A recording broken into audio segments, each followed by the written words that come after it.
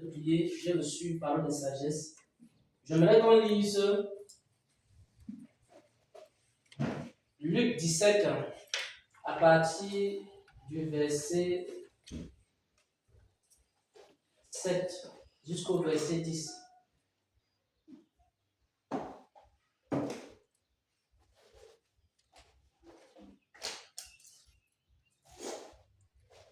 Luc chapitre 17 à partir du verset 7 jusqu'au verset 10.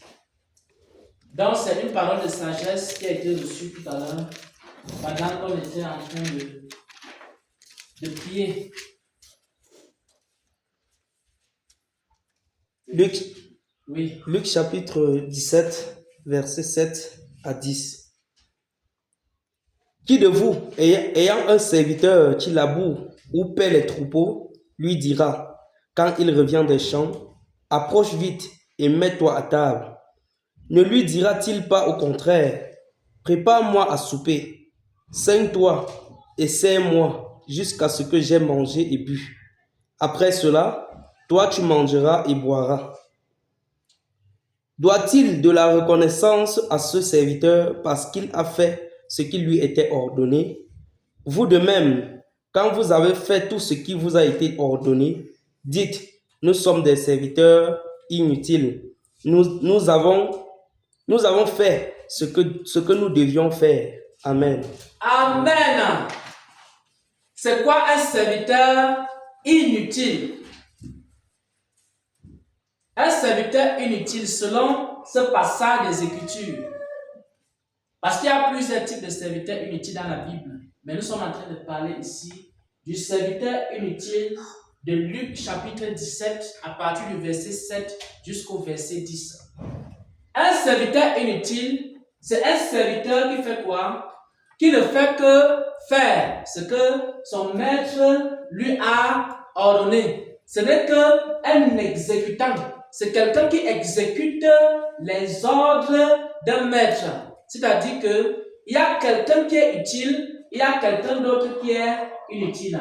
Celui qui est utile, c'est quoi? C'est le maître qui donne les ordres, qui donne quoi? Les instructions. Et si je dis que le serviteur Xavier est un serviteur inutile, c'est un serviteur qui fait quoi? Qui recueille les ordres du maître. Il les pratique seulement. Il recueille les instructions du maître. Et c'est le maître qui ordonne ce qu'on doit faire dans le ministère, les paroles de Jésus. Et moi, je ne fais que faire quoi? Exécuter. C'est ça qu'on appelle donc un serviteur inutile. Donc, d'un côté, qui est utile ici? C'est Dieu. Et qui est inutile? C'est le serviteur. Écoutez maintenant la parole de sagesse. La parole de sagesse dit quoi? La parole de sagesse dit que lorsque le serviteur devient utile, Dieu devient inutile. Et lorsque le serviteur devient inutile, Dieu devient utile dans sa vie. Voilà un peu. Donc c'est à vous de choisir le genre de serviteur que vous allez être. Si vous devenez des serviteurs inutiles, Dieu sera utile. C'est-à-dire quoi concrètement? Dieu va commencer à partager avec vous des instructions. Il va vous dire ce que vous devez faire. Je vais vous prendre un cas simple. Nous sommes ici en train de prier.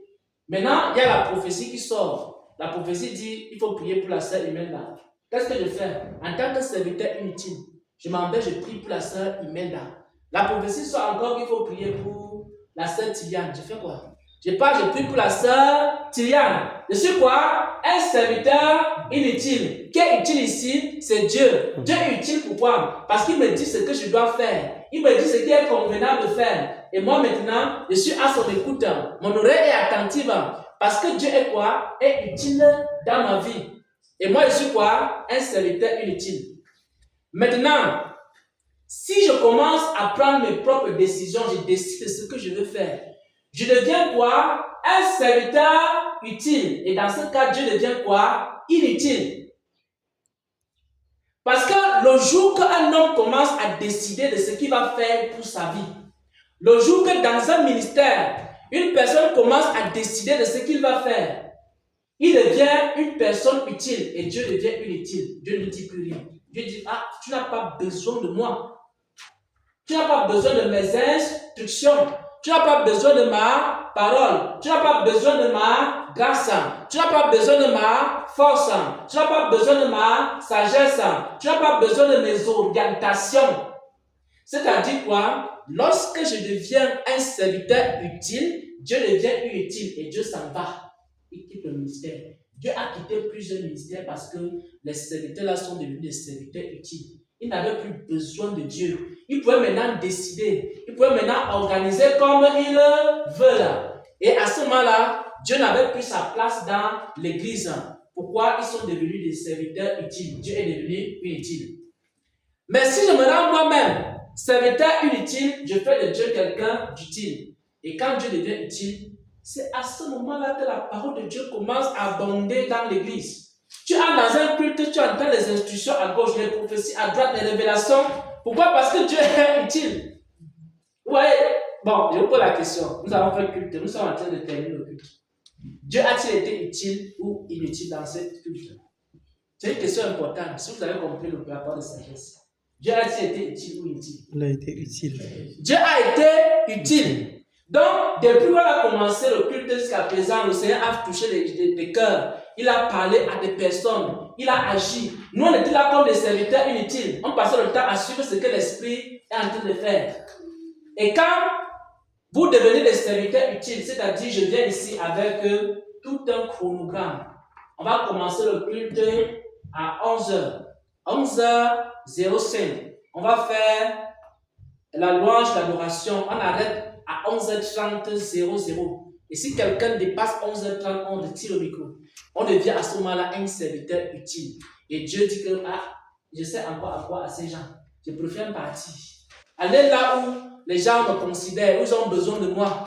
Voyez, Dieu a tellement travaillé dans cette église pendant le culte parce que nous sommes rendus nous-mêmes des serviteurs inutiles. On passe le temps seulement à écouter. On voit ce que le Seigneur est en train de dire. On écoute, on note, on essaie d'enregistrer pour garder ça. Et Dieu a été utile. Et si nous agissons ainsi, vous allez voir que la parole de Dieu sera abondante dans l'église. On ne va jamais manquer la révélation. On ne va jamais manquer la puissance. On ne va jamais manquer la grâce de Dieu. Pourquoi? Parce qu'on a rendu Dieu utile dans nos vies. Il y a des gens qui ont rendu Dieu inutile. Dieu est devenu tellement inutile qu'il ne sert plus à rien. Et Dieu sert utile. Mais est-ce qu'il y a quelqu'un ici qui n'a pas besoin de Dieu? Moi, j'ai besoin de Dieu. C'est pour ça que j'accepte que le Seigneur fasse le culte comme il est en train de faire. Et je suis émerveillé. Vous savez ce qui m'a encore émerveillé? Il y a deux chants qui m'ont émerveillé ici, là. Il y a le chant du frère. C'est sorti comme ça, waouh, j'étais étonné.